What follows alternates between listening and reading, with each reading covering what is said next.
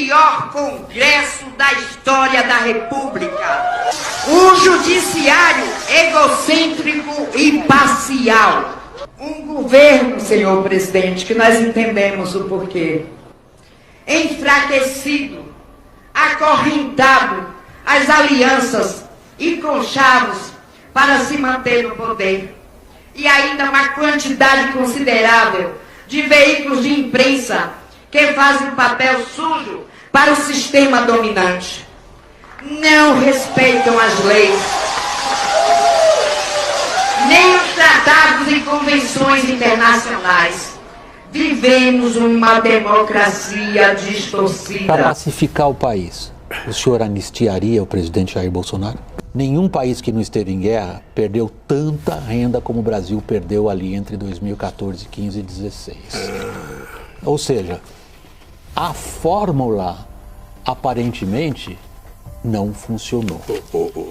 O senhor vai insistir nela? A ideia de que o Estado seria um grande indutor do crescimento através de volumosos investimentos e papel dos bancos públicos, essa ideia acabou no maior desastre econômico brasileiro do século. Vamos ver o que aconteceu nesse período, logo depois que o senhor teve 2 mandatos, depois veio Dilma. Nós tivemos, como o senhor descreve, uma política voltada para criar superávites primários, ou seja, a capacidade de pagar, de criar o superávit sem considerar o pagamento de dívida. Isto foi se deteriorando já no seu 2º mandato. As propostas, são os números, eu não vou brigar com o IBGE. Mas me deu os números. Não, os números são. O senhor passou de 3,5% de superávit primário para um déficit de 4,5% ao final do governo Dilma. Não é verdade. Essa não é verdade. Ok, a gente checa. Meus amigos, o inacreditável aconteceu ao vivo na CNN Brasil. O jornalista William Vac simplesmente destruiu Lula em rede nacional. Perguntas diretas, dados oficiais, fatos comprovados, e o petista, como sempre, ficou sem saída, gaguejando, tentando enrolar o público, mas acabou passando a maior vergonha da vida. E o melhor, pela primeira vez em muito tempo, um jornalista da grande mídia não teve medo de enfrentar o intocável Lula. Foi pergunta atrás de pergunta sobre corrupção, economia, STF e Bolsonaro. E o resultado? O Lula saiu completamente desmontado. Gente, o que eu vou mostrar neste vídeo realmente vai te deixar de boca aberta. Fique até o final porque você vai ver aqui a entrevista que o PT jamais quis que o povo assistisse. Meus queridos irmãos, mais um vídeo para vocês. Eu sou o Felipe Câncio. Para você que está chegando aqui agora e não é inscrito no canal, por favor, inscreva-se aqui.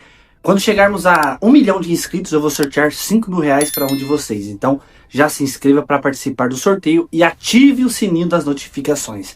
Gente, eu preciso muito que você já deixe o like no início desse vídeo para que o YouTube não venha enterrar esse vídeo. Então, taca o like para esse vídeo, ajude nós aqui no canal e compartilhe esse vídeo com seus amigos aí no WhatsApp, gente. Porque tudo que eu trago aqui é notícias de relevâncias para abrir os olhos daqueles que estão ainda iludidos com a esquerda dentro do Brasil. E claro, já segue lá no Instagram, @FelipeCâncioOficial. Quando eu for sortear esses R$5.000, vai ser por lá. Então já siga eu lá no Instagram e bora para esse vídeo. William Vac começou perguntando o que ninguém da imprensa teve coragem de perguntar.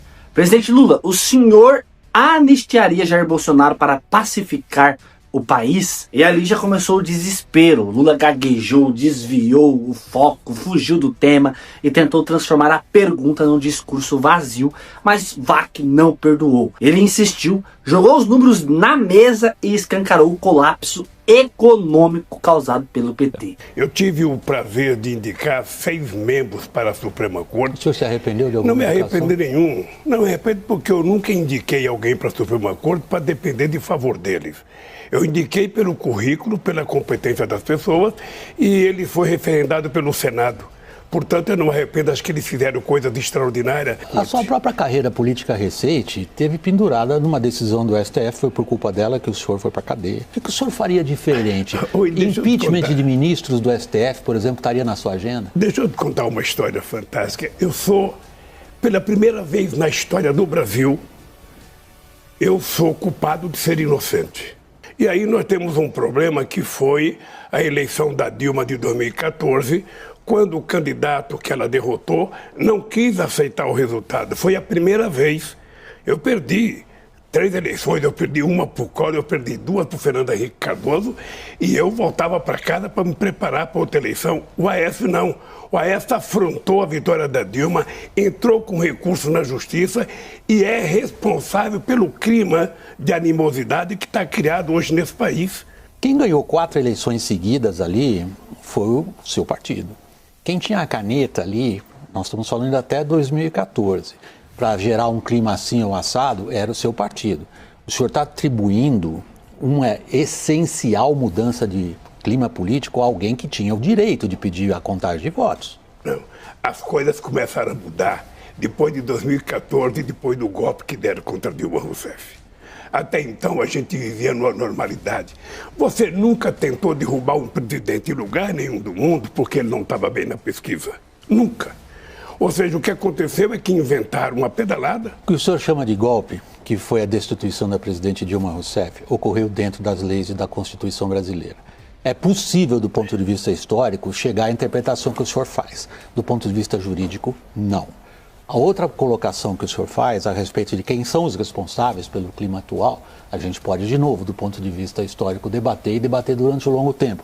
Mas eu queria voltar a um ponto que o senhor mencionou, a respeito dos instrumentos, e quando o senhor se referiu aos acontecimentos de corrupção no seu governo, imediatamente o senhor abordou o que tem sido sua recorrente argumentação, mostrando todos os instrumentos que levaram à descoberta de um esquema de corrupção inédito. Quem foi o culpado? Posso lhe dizer uma coisa? O culpado à vontade, fomos nós que criamos todos os mecanismos para que nada ficasse embaixo do tapete. Descobriu-se quem é o culpado. Porque tem 2 jeitos para você não ter corrupção. Uma é você fazer decreto, sabe, criando o sigilo dos 100 anos, como está sendo feito agora.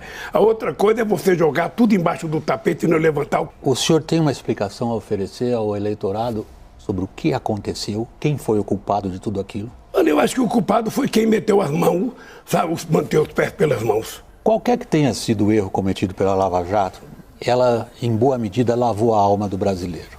Ela levou poderosos à cadeia. Ela descobriu e enunciou esquemas de corrupção inéditos no seu alcance e na sua profundidade e na sua ramificação. Isso ocorreu no seu período ou no período do seu partido. Agora, a pergunta é a seguinte: parece razoavelmente provado que boa parte da capacidade de competição dessas empresas, por exemplo, as empreiteiras, se dava por serem beneficiadas por um esquema de corrupção. E é importante dizer para você que quase todo mundo foi condenado, foi solto e saiu com muito dinheiro. Porque a delação premiada foi com que muita gente ficasse rico. Logo no seu primeiro mandato, o senhor teve de enfrentar a questão do mensalão. Naquela ocasião, o senhor forneceu várias respostas para o problema da corrupção. E ao longo da sua carreira como presidente e mais tarde, já sob a Dilma, o senhor foi alterando passo a passo a sua maneira de explicar o que estava acontecendo. O senhor chegou a se referir como uma pessoa traída, o senhor chegou a dizer isso. Isso eu disse em 2005. Pois foi. Eu disse em 2005. O senhor chegou a dizer que não sabia de muita coisa do que estava acontecendo. Qual é hoje a sua versão para o que aconteceu? A minha versão é que algum diretor da Petrobras que reconheceu que roubou, pagou o preço. Tá? Eu não posso dizer que não houve corrupção se as pessoas delataram. Se o Sérgio Cabral, no Rio de Janeiro, reconheceu que fez o erro que ele fez, se outros denunciaram, sabe, de que receberam favor de empresa, essa gente cumpriu uma pena. O senhor tem uma longa trajetória política e uma grande sabedoria popular que o senhor traduz em frases políticas. Talvez a mais famosa em relação ao contexto que o senhor acabou de abordar foi de um ex-presidente da Câmara dos Deputados, que dizia assim: eu quero uma diretoria na Petrobras, mas eu quero uma diretoria que fura poço. Nós temos uma tradição de partidos políticos loteando entre si cargos em estatais e autarquias e órgãos federais. Isto faz parte da história do Brasil, fez parte da sua história. De novo, nós estamos de novo na mesma situação. E fará parte da sua história se você for presidente da República. Não, eu não tenho essa veleidade, nem essa pretensão, nem sirvo para isso. Deixa eu falar uma coisa. Só completar a pergunta. Desculpe minha falta de cortesia. Pelo amor de Deus, não quero aqui parecer agressivo nem interrompê-lo. Eu só gostaria de pontuar o seguinte. Sim, houve loteamento político nas diretorias da Petrobras. O senhor não sabia disso? Deixa eu lhe falar uma coisa. Acontece na democracia de qualquer país do mundo. Quando você ganha uma eleição, você faz uma composição para ganhar as eleições. O STF, um super protagonista. O Legislativo partiu para cima do presidente e lhe tirou grande parte dos poderes. Agora, o ponto que eu gostaria de abordar, nesses 20 anos, quebrou um contrato social brasileiro. O contrato social brasileiro foi: vamos construir um estado de bem-estar social. Para isso nós temos que promover gastos públicos e nós quebramos. Nós não conseguimos montar um estado de bem-estar social ao longo desses 20 anos. O que o senhor pretende, por exemplo, e tem trazido a público em termos de programas de transferência de renda, valorização do salário mínimo, de onde o senhor vai buscar recursos? Não fale isso comigo, não. Deixa eu te falar uma coisa. Hoje, você já parou para pensar quanto que é a dívida pública dos Estados Unidos? Quanto que é a dívida pública da Inglaterra? Quanto que é a dívida pública da Itália? Quanto que é a dívida pública do Japão? Ora, não tem problema você ter uma dívida se você tiver capacidade de fazer essa dívida para fazer investimento e não para fazer custeio. Você está lembrado do meu discurso quando eu ganhei em 2003? Se quando terminar o meu mandato, todo brasileiro estiver tomando café, almoçando e jantando, eu já cumpri a missão da minha vida. E hoje nós temos 33 milhões de pessoas passando fome, nós temos 105 milhões de pessoas com algum problema de deficiência alimentar e nós precisamos cuidar disso. Há um setor importantíssimo da economia que é hora da gente abordar agora, que é a produção de grãos e proteínas. O Brasil se tornou um campeão, uma enorme potência nesse setor. O senhor causou considerável irritação nesse setor, que em boa parte forneceu apoio político ao seu principal adversário nessas eleições, ao xingá-los. O que o senhor diria para eles agora? Eu diria o seguinte: nunca o agronegócio teve tanto financiamento como no governo do PT. Nunca.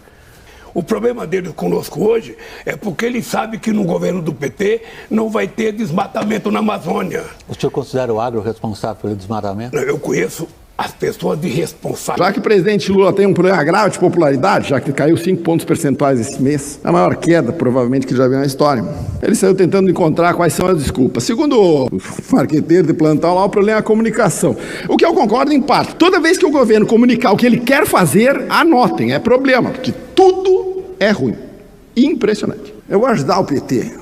Sabe o que está faltando, presidente? Um amigo que deu o chamado feedback negativo. Feedback negativo é aquela verdade que tu diz na cara do cara para ver se ele acorda para a vida e muda o rumo, que o presidente Lula precisa fazer. Vocês não vão fazer? Vocês estão preocupados em bajular o presidente e não dizer a verdade para ele? Eu vou tentar dar uma ajudada para a bancada sobre quais seriam os feedbacks negativos. Primeiro, mentira. Se o diabo é o pai da mentira, Lula é o herdeiro legítimo desta herança. Lula chamar outros de mentiroso é que nem o batedor de carteira que sai correndo gritando: pega ladrão. Mentiroso com Tomás. Faz isso o tempo inteiro.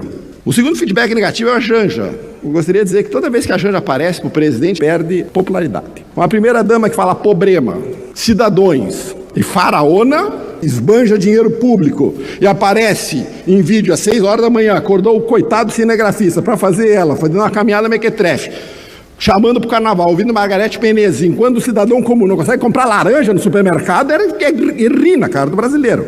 Sugiro que o presidente peça para a primeira-dama ser um pouquinho mais discreta. O terceiro feedback negativo é um pouquinho mais tranquilo, que esse papinho assim de tudo de bom que acontece é mérito meu, tudo de ruim que acontece é culpa de vocês, de preferência Bolsonaro, isso aí o cara tem que ser um imbecil para acreditar. Esse troço de culpar terceiros de tudo que é ruim que acontece nesse governo, e vamos combinar, todo dia acontece alguma coisa, já não cola mais. Falando em Bolsonaro, o presidente Lula poderia parar de pensar no Bolsonaro, porque ele acorda pensando no Bolsonaro, ele vai dormir pensando no Bolsonaro, ele come pensando no Bolsonaro.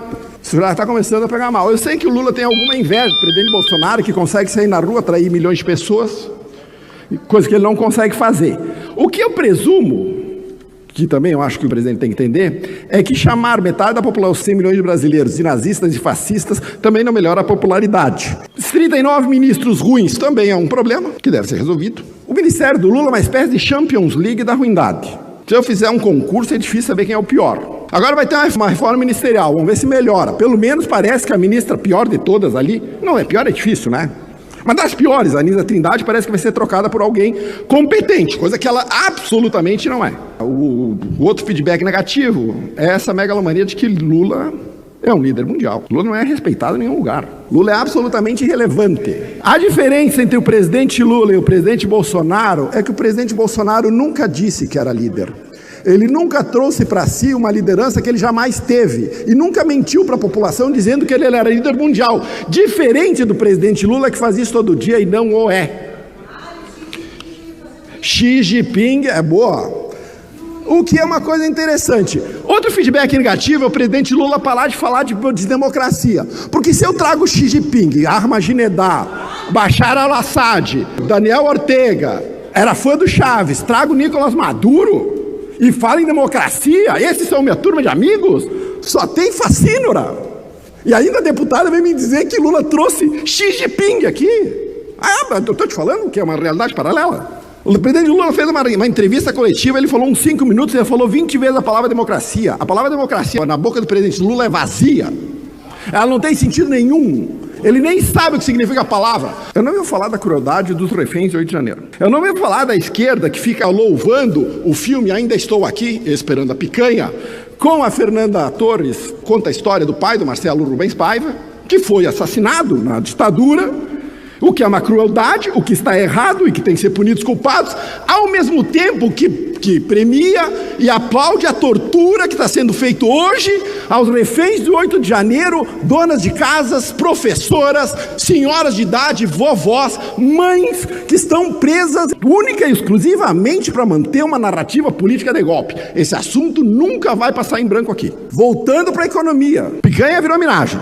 Já entendemos de uma maneira clara. O brasileiro médio não consegue comprar laranja, que é a fruta mais barata que você pode comprar no supermercado.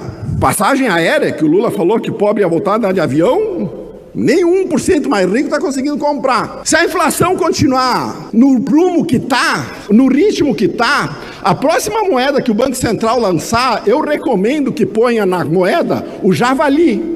Já valia alguma coisa, hoje já não vale mais nada, depois da inflação causada por este governo que está pouco se lixando para a inflação, para o endividamento público, para o preço do dólar. Pobre não come dólar. Essa é a fala deles. Então, caros colegas da bancada, estou ajudando o presidente Lula.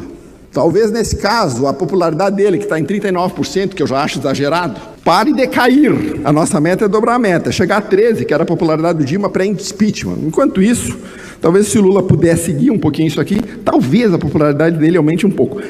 Não acredito muito, porque o governo é bem ruinzinho. O governo é muito ruinzinho. Tem que fazer muita pirotecnia para conseguir vender esse troço como alguma coisa bonita. Não existe no mundo trabalho mais difícil que ser parlamentar da bancada do Partido dos Trabalhadores. Os senhores deveriam ganhar um adicional por ter que subir aqui e defender este governo, hein? Esse governo vai destruir o país. Destruiu em 2014 e vai destruir se continuar desse jeito. Então eu confesso mesmo que eu admiro a coragem do Partido Trabalhador subir aqui para defender o governo Lula. Sofia, eu já lhe disse, todo problema de comunicação do seu governo é o presidente Lula se comunicando. Se o presidente Lula se comunicar, pode anotar, deu problema. O Sidônio resolveu que o presidente Lula tem que ir pro TikTok. Tá tudo certo. Por incrível que pareça, eu até tô achando que o Pimenta, que era incompetente, nem era tão ruim assim, porque o Sidônio é bem pior. Levou o presidente Lula e deu para ele um microfone. E o presidente Lula foi pro Nordeste e ontem resolveu falar sobre combustível e preço dos combustíveis. Fez o que ele sabe fazer. Jogou a culpa da incompetência dele para terceiro. Abre aspas para o Lula. Mas quando sai o aumento, o povo pensa que é a Petrobras que aumentou. E nem sempre é a Petrobras, porque cada estado e cada posto tem liberdade de aumentar a hora que quer. E os impostos pagos são ICMS para os estados. Ou seja, ele responsabilizou os governadores, ele responsabilizou os distribuidores, ele responsabilizou o pobre do dono do posto de gasolina, não responsabilizou a Petrobras, não responsabilizou o Custo Brasil, passou pano para a ineficiência estatal, culpou os governadores de aumentarem o ICMS, mas deixou passar batido. Quando ele assumiu a presidência da República, os impostos federais sobre os combustíveis eram zero. O presidente Bolsonaro deixou zerado. A culpa de terceiro. O Lula não pode abrir mão dos impostos federais sobre combustível, porque ele precisa desse imposto para financiar a gastança. Mas culpar governadores, ele é campeão. Abre aspas para Lula. E eu estava dizendo para a máquina que é importante informar a população disso, para o povo saber quem xingar na hora de que aumenta, para o povo saber quem é o filho da mãe disso.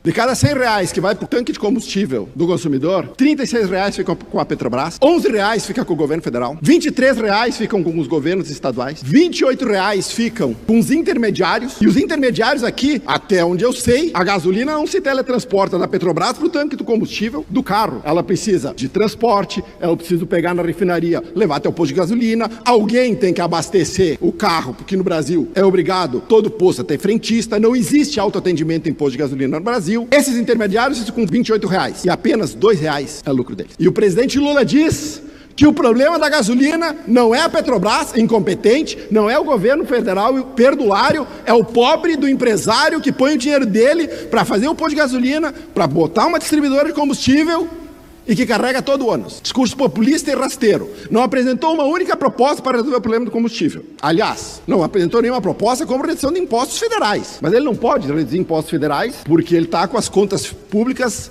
em petição de miséria. Mas pode prometer gás de graça para 22 milhões de famílias, que vai custar ao ano 13,6 bilhões de reais. Quem vai pagar? Ele não, porque como ele só tem déficit e ele só toma dinheiro emprestado, ele vai deixar essa conta para as gerações futuras pagar. É isso que ele vai fazer. Outro assistencialismo populista. Não resolve o problema da pobreza no Brasil, que no governo dele não acabou, muito pelo contrário, segundo o próprio presidente. O que não falta no Brasil são pessoas pobres. Você não ouve o presidente falar num futuro de país, você não ouve ele falar falamos em educação aqui, melhora da qualificação da mão de obra, incentivo ao empreendedorismo, só assistencialismo barato. O presidente Lula não tem interesse nenhum em acabar com o assistencialismo, pelo contrário, ele trabalha e luta para manter a dependência do homem ao Estado, porque ele sabe que quanto mais dependente tu for do Estado, maior a probabilidade de tu votar no governo do PT na próxima eleição presidencial. Continuando esse circo de horrores que o presidente Lula está promovendo no Nordeste, ele resolveu falar de ovos. Abre aspas para Lula. Eu estou comendo, sabe o que agora? Ovo de ema. Elas botam o ovo, olha, no tamanho da cabeça de vocês. O presidente Lula humilha o pobre de um jeito diferente. Vocês estão observando aqui. Até onde eu saiba, comer ovo de ema é crime, se o produtor não tiver autorizado pelo IBAMA. Poderia dar uma investigada. Ele disse que ele também quer comer ovo de jabuti, o que também é crime. E mais, ele disse, abre aspas para Lula, estou comendo agora ovo de pata. Ovo de pata diz que tem mais substância. Comeu um jovem de 79 anos, eu tenho que comer muito ovo de pata. Ovo de galinha fica para vocês que são jovens. Vocês são jovens, vocês são pobres. Era o que ele queria dizer. Até porque ovo de pata é 75 conto, meia dúzia. Então o Lula pode comer ovo de pata. As pessoas que estavam na comício lá, naquele show de horrores, não podiam comer ovo de pata. Logo, o pobre não vai nem poder comer ovo de galinha. Os ovos aumentaram 50% nos últimos dias. Culpa da especulação? Aliás, culpar a especulação, culpar o calorão, culpar os Estados Unidos, mas não culpar o excesso de regulação. Semana passada saiu a notícia de que o Ministério da Agricultura fez valer uma portaria que obriga todo produtor de ovos a colocar em cada ovo a data de validade do ovo, ovo por ovo. Tem sentido? Não. Qual é a solução do presidente Lula e desse governo incompetente para melhorar ou baixar o preço dos ovos? É dificultar a oferta. Porque o pequeno produtor de ovo vai cair no colo de quem? Do atravessador, do distribuidor e da grande indústria. Como que por coincidência a JBS concluiu a compra da Mantiqueira, a maior produtora de ovos da América Latina, semana passada? Mas olha só, deve ser coincidência. Não há nada para investigar aqui. A maior produtora de ovos da América Latina, uma das maiores do mundo. Negociação que foi começada há um ano atrás, terminou semana passada. Não adianta. É uma enxadada, uma minhoca. Toda a maracutaia desse governo tem os irmãos Batista envolvidos. Brasil de Lula voltou, Brasil das negociatas e do Brasil das coincidências. Sempre a favor, obviamente, dos amigos do PT. Só para mim também dar uma encerrada, eu nem acredito que eu vou dizer, que o Paulo Pimenta, no meu entender, consegue ser melhor do que o Sidônio, troço mais horroroso que eu já vi assumir a comunicação de qualquer governo. A ideia de que o presidente Lula é um prefeito tiktoker, no estilo João Campos do PSB, do qual o Sidônio foi marqueteiro, talvez não não dê certo. Aliás, provavelmente não dá certo. Uma das ações que o Sidônio fez junto com a Janja foi redirecionar dinheiro dos grandes meios de comunicação para blogueiros amigos. Vou dar um nome aqui. Sites amigos de Lula. A reação foi imediata. 24% de aprovação. Quem não pulou da barca ainda tá no beiral. Louco para desembarcar desse governo incompetente. Vai terminar com 10% de aprovação. Nosso papel é terminar com 0. Dia 16 de março tem manifestação. Vamos ajudar a dobrar a meta. 24 é muito. Muito! Aí a Janja, pelo jeito, manda e desmanda no Palácio do Planalto, resolveu dizer, menos dinheiro pra Globo, mais dinheiro pro Diário do Centro do Mundo, ou do Brasil 247. Resultado, a Daniela Lima, porta-voz do regime, pulou da barca e resolveu desancar o governo. Começou pela Janja, dizendo que a Janja isola o presidente Lula das reuniões, proíbe reuniões políticas no Palácio da Alvorada. Proíbe! Não, aqui é a minha casa. Bem típico de petista, pegar a coisa pública e dizer que é dele. E aí, o presidente Lula tá esperado, já viajar, pra poder fazer reuniões políticas. O Cacai, que é um dos caras do Prerrogativas, lá um advogado do Prerrogativas, também disse que o presidente Lula tá isolado. E quase disse, não usou essa palavra, mas sequestrado. A responsável pelo isolamento é Janja. Eu até acho, sinceramente, que pro PT é bom isolar o presidente Lula, porque quando ele vem a público e fala, você já vira o desastre, né? Fala de ovo, de pata, terceiriza a culpa, fala, a senhora lá que não tem dente, tem 50 anos, então não tem vergonha de ser desdentada. Eu já falei que o Lula humilha o pobre de uma maneira diferente. Continuando essa, digamos, expose do governo PT, a Daniela Lima falou da reunião fatídica que começou a derrocada da popularidade desse governo, que foi a reunião do corte de gastos, onde se decidiu também anunciar isenção de imposto de renda para quem ganha até 5 mil reais. O Haddad foi contra. O Sidônio convenceu de que esse era o caminho. E o Lula comprou a versão do Sidônio. Quando ficou decidido que iam divulgar os 5 mil reais, o Haddad pediu para todo mundo sair da sala que ele tinha que fazer uma conferência ou uma audiência com o presidente. Ficaram na sala Lula, Galípolo e Haddad. E pediu pro Galípolo dizer para o presidente o que ia acontecer. E segundo a Daniela Lima, o Galípolo avisou o presidente que o dólar ia passar de 6 reais. Eu já sabia que o Haddad era incompetente, incapaz, mas não sabia que ele era covarde e cagueta. Só tinha 3 na sala e a Daniela Lima sabia o que estava sendo falado lá. O Haddad realmente é o símbolo do governo petista. Perdido, covarde, incompetente e cagueta. O seu presidente foi julgado, condenado em 3 instâncias por 9 juízes. E eu já vou falar sobre o fundo de pensão da Previ, que o TCU mandou abrir um estudo para saber por que aquele incompetente do Fukunaga conseguiu fazer uma perda o ano passado de 14 bilhões de reais. Este é o número. Num fundo de pensão, quando o cara foi nomeado, eu disse, vocês estão de brincadeira que vocês vão botar um sindicalista formado em história para gerir o fundo de pensão depois de tudo que o PT fez com os fundos de pensão em 2015 nesse país.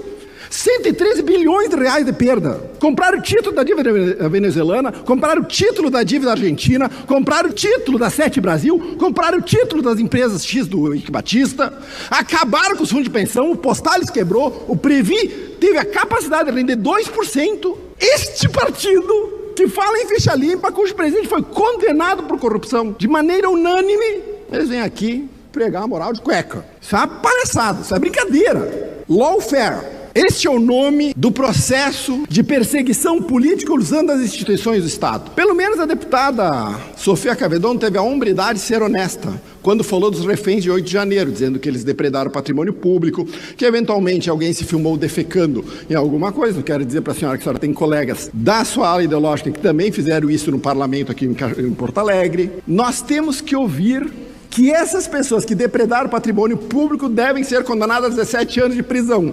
Uma pena maior que o presidente Lula tomou de 9 anos depois do mensalão. O deputado Jefferson Fernandes disse que o presidente Bolsonaro roubou aqui. O deputado Nicolas Ferreira disse que o presidente Lula era ladrão e ele está sendo investigado pela Polícia Federal. O presidente Lula foi condenado por isso. O presidente Bolsonaro, os caras não acharam nada que diga que o presidente Bolsonaro desviou 1 centavo. O presidente Lula ganhou 3 relógios, um deles foi do Gaddafi, e outro que ele ganhou, usa no pulso, custa 80 mil reais. O presidente Bolsonaro está sendo culpado por ter ganho um Rolex e não ter devolvido. O presidente Lula usa o relógio que ele ganhou no pulso, um Piaget de 80 mil. Esta é a lei. Para mim, os rigores. Para Lula, qualquer coisa. Está liberado, ficha limpa, ele e João Vacari Neto, o ardiloso arquiteto dos rombos do fundo de pensão, que hoje ainda tem influência na Petrobras e tem influência na indicação dos gestores de fundo de pensão do Brasil. 2,1% foi o rendimento do fundo de pensão conservador da Previ em 2024, sob gestão do Fukunaga. Vou repetir de novo aos funcionários do Banco do Brasil que votaram no Lula, aos dois tipos. Os que fizeram L, bem feito. Toda a poupança de vocês vai ser dizimada por um governo que despreza o conhecimento público e põe um incompetente sindicalista para gerir o maior fundo de previdência desse país de quase 240 bilhões de reais. Já os funcionários do Fundo de Previdência da Previ, que são funcionários do Banco do Brasil, que infelizmente não votaram nesse governo incompetente, os meus sentimentos, porque vocês vão ter suas poupanças dizimadas, porque Lula resolveu botar um incompetente, um sindicalista, um companheiro, 14 bilhões. TCU aprova a abertura de auditoria em caráter de urgência sobre a gestão da Previ, do plano 1 da Previ, que acumulou prejuízo de aproximadamente 14 bilhões. É isto que nós estamos discutindo. Outra coisa que eu já falei é que o problema do governo Lula não é a falta de comunicação. O problema do presidente Lula é quando ele se comunica. Se o Sidônio Palmeira foi chamado para tentar resolver o problema de comunicação e vai fazer o presidente Lula falar em entrevista coletiva, eu já vou dizer para vocês que a estratégia está redondamente equivocada. O presidente Lula falou o seguinte: uma das coisas mais importantes para que a gente possa controlar o preço é o próprio povo. Você sabe disso. Se você vai no supermercado aí em Salvador e você desconfia que tal produto está caro, você não compra. Que bom, né? Agora o presidente Lula resolveu ser coach de finanças pessoais. Quando nós tentamos aprovar ensino de finanças pessoais nas escolas públicas, a bancada da esquerda foi contra. Se vocês já leram Pai Rico, Pai Pobre, vocês vão descobrir que o pai rico é o pai de um amigo do autor que ensina para eles como lidar com dinheiro. Porque o autor era um pobre e o pai dele não sabia sobre finanças. Vocês sabem dizer quem é o pai pobre da população carente desse país? Quem é o pai rico da população carente desse país? Quem é que é o pai ou quem é que é aquele que ensina a pessoa da periferia como ela lida com dinheiro? Porque eu ensino meus filhos como lida com dinheiro. Não só não tem, como a esquerda tenta vetar qualquer iniciativa de nós ensinarmos a população mais pobre a tomar decisões financeiras inteligentes. O que é impressionante é como nós saímos do brasileiro vai ter picanha passada na farinha com a cervejinha gelada, para se não tiver dinheiro e tiver caro, você não compra. Eu já tô rezando em inglês para ver se a bênção cai em dólar, porque com esse câmbio, do jeito que tá, não dá mais para aguentar. Se nós deixarmos o PT continuar com esta pegada, se nós deixarmos o PT continuar acabando com 5,80, eles acham que é barato. Tem gente que vive no mundo, o mundo da fantasia. O governo está preocupado com a repercussão do custo do alimento, porque o custo de vida no Brasil subiu muito. Os alimentos subiram quase 10%. A Black Friday, o item mais vendido na Black Friday foi comida. Tinha anúncio parcelando a picanha. O Luiz Marinho já deu a sugestão de trocar alface por chicória. Há poucos dias atrás, o Rui Costa disse: não tem laranja, troca a fruta. Laranja é a fruta mais barata que tem. Se eu não tenho dinheiro para comprar a fruta mais barata que tem no mercado, eu vou comprar o quê? Vento? Muitos brasileiros duvidam dos dados oficiais, porque o presidente Lula, assim como botou incompetentes na Petrobras, como botou incompetentes em todas as estatais, como botou este incompetente gerir a Previ, ainda deu para ele o conselho da Vale, como botou incompetente na Postales, botou também o incompetente no IBGE. O Postman é tão alinhado ideologicamente a este governo, e quando ele foi nomeado, eu disse que quando ele e a estatística se encontrassem, eles teriam que ser apresentados, porque o Postman não conhece a estatística básica, de que isso seria um problema, porque logo a credibilidade dos números divulgados na economia brasileira seria colocada em xeque. Ainda nós temos, como o IBGE é uma instituição do Estado e não de governo, ainda nós temos um corpo de funcionários públicos que estão querendo demiti-lo ou querem a troca desse incompetente, que inclusive é gaúcho aqui de Buenos Aires, querem tirar o Postman para colocar alguém que sabe efetivamente o que está fazendo. Existe uma diferença entre os dados divulgados pelo IBGE, seja de inflação, seja de taxa de desemprego e de crescimento da economia,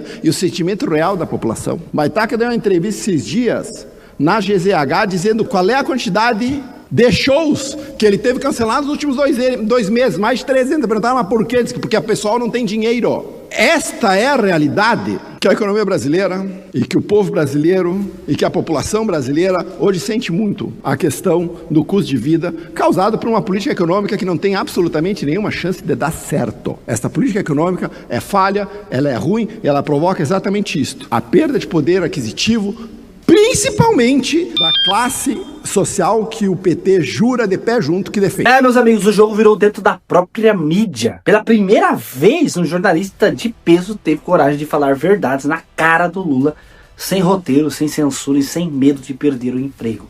E o resultado foi claro. Lula foi desmascarado ao vivo, sem argumento, sem números e sem moral. William Vac falou que milhões de brasileiros queriam dizer há anos, e fez o que a grande imprensa deveria ter feito desde o início: enfrentar o poder com coragem. E a grande verdade é só uma: quem tem argumento vence, quem tem mentira gagueja. E ontem o Brasil inteiro viu quem é quem. Agora eu quero saber a sua opinião. Você acha que Lula vai ter coragem de voltar a encarar uma entrevista assim? Ou vai continuar fugindo da entrevista e se escondendo atrás de jornalistas amiguinhos? Comenta aqui embaixo. Deixe o seu joinha, compartilhe esse vídeo para o YouTube não enterrar a verdade e participa do sorteio quando a gente bater 1 milhão de inscritos. Porque aqui a gente mostra o que a mídia tenta esconder. Deus abençoe você e a sua família. Fique com Deus, um abraço e até o próximo vídeo, se Deus quiser. Fui!